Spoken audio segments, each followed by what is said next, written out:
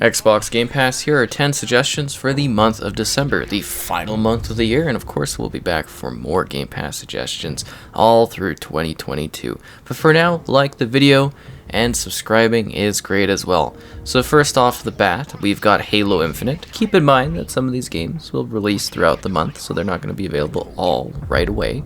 Just keep that in mind. So Halo Infinite is the campaign portion of the experience. The multiplayer is entirely free to play, so you don't need that through Game Pass.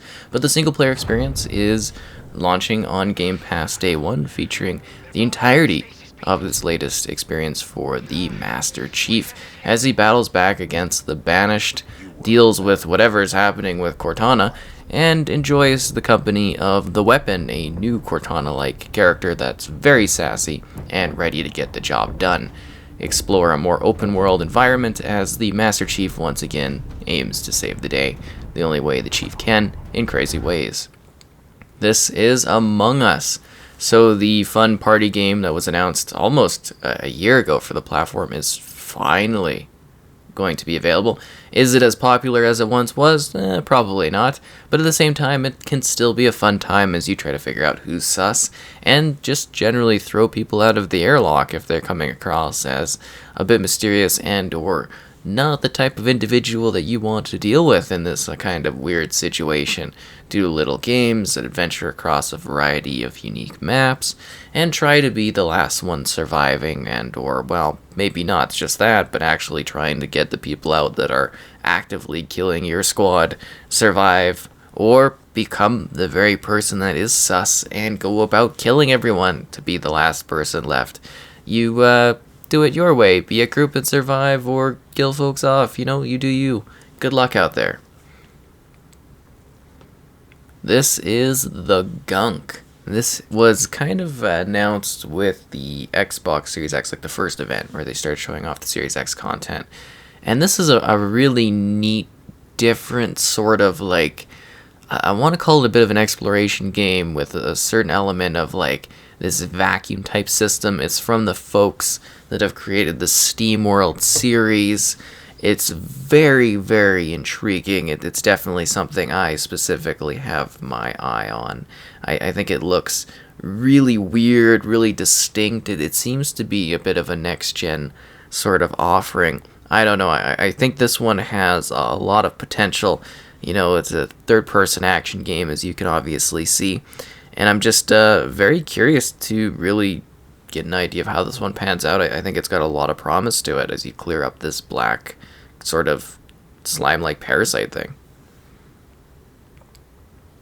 This is Aliens Fireteam Elite.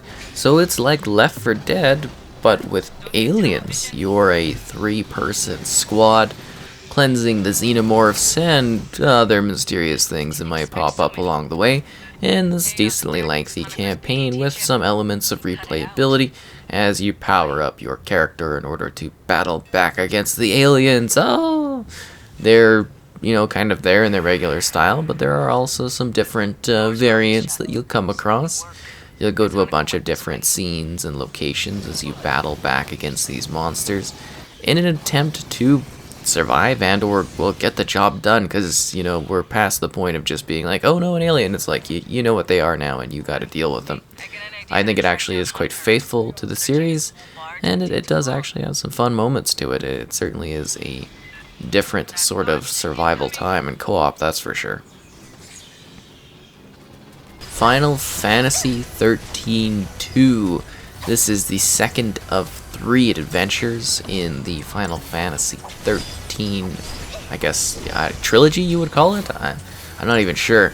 So anyways, this is the second part. Once again, Lightning kind of sets the stage for things, but you're here playing as Sarah and Noel, and you are, well, battling back against what's happening, taking on the Pillars of Time, and trying to help Lightning out.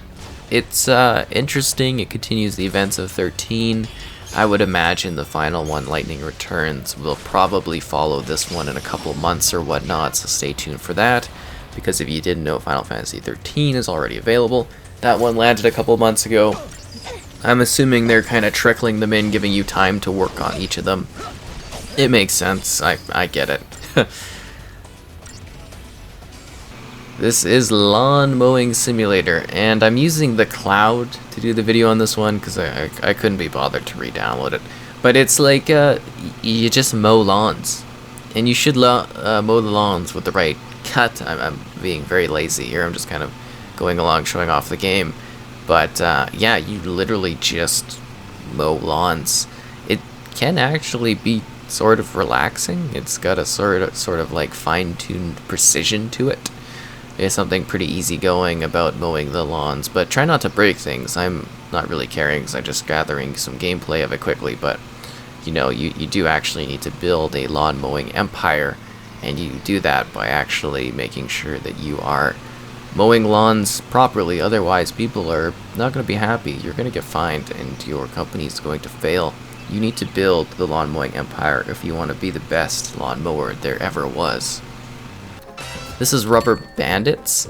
This is another one of those silly, zany party games where a group of 4, locally or online, face off against one another in a variety of different sort of party-like scenarios based around taking money and stealing it.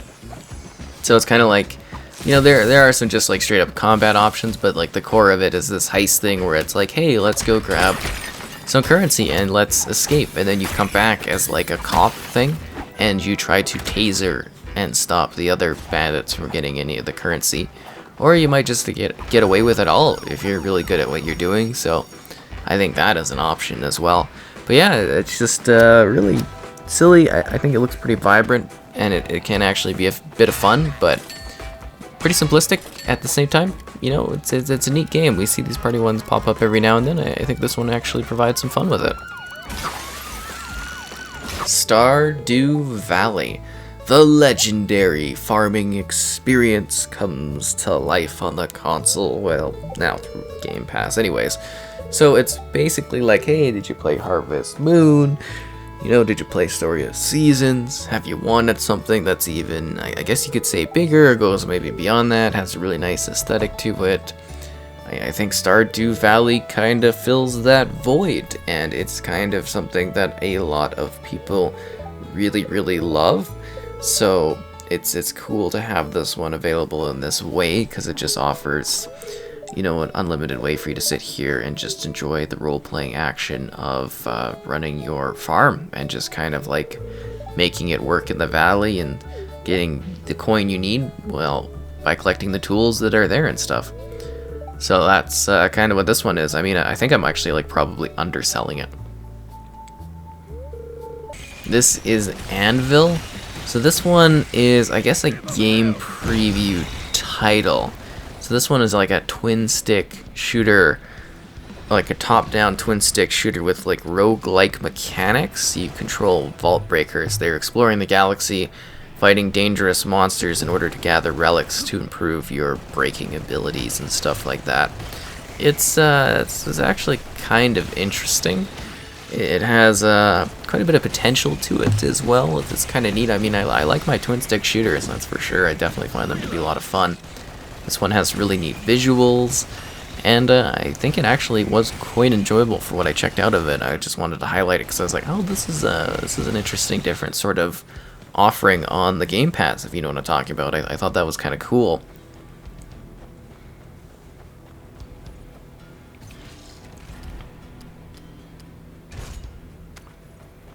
Finally, we have Generation Zero, which is an open world survival game where you fight it back against the robots, do so alone or in co-op with others.